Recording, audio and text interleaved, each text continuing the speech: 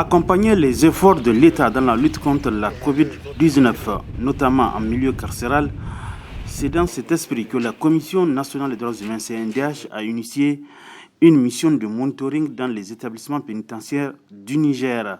Une initiative organisée en collaboration avec le réseau panafricain pour la paix, la démocratie et le développement REPAD à travers l'appui de l'ONG internationale Oxfam, le projet appui aux défenseurs des droits de l'homme de la délégation de l'Union européenne et UNIS Niger.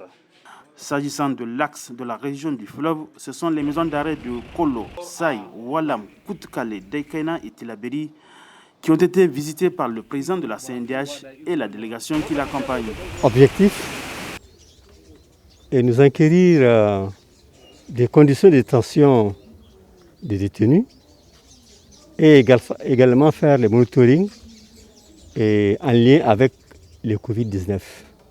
Comme vous le savez, les populations carcérales sont une cible très sensible.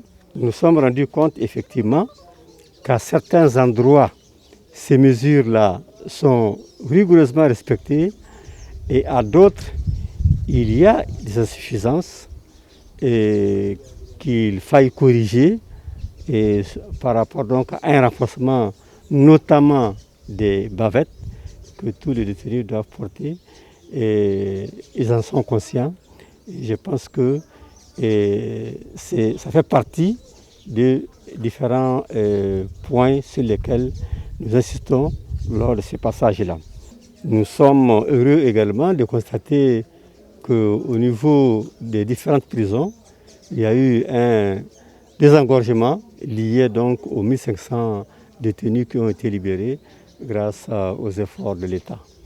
Ceci est une fierté pour la CNDH. Nous sommes en compagnie de la Commission nationale des droits humains en appui à ces efforts inlassables pour la promotion et la protection des droits humains qui l'a amené à solliciter, n'est-ce pas, l'appui de ses partenaires dont le REPAD à travers son partenaire Oxfam et qui a décidé d'initier donc une mission de monitoring dans les maisons d'arrêt de la région de Tilaberi. L'autre point et objectif de nous autres acteurs de la société civile à travers cette mission, c'est de nous enquérir aussi au-delà des conditions de détention des détenus dans leur ensemble, mais aussi et particulièrement celles des camarades de la société civile qui avaient été arrêtés, vous le savez, dans le cadre de la manifestation du 15 mars. Nous nous sommes rendus compte, ils nous ont affirmé qu'ils sont bien traités. Par ailleurs, dans chaque maison d'arrêt, la délégation du président de la CNDH, professeur Khalid Kiri,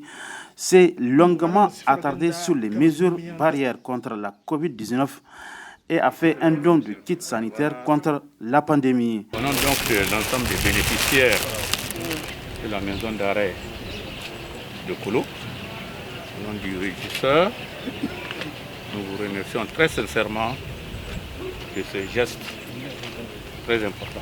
Je vous remercie beaucoup pour ces dons.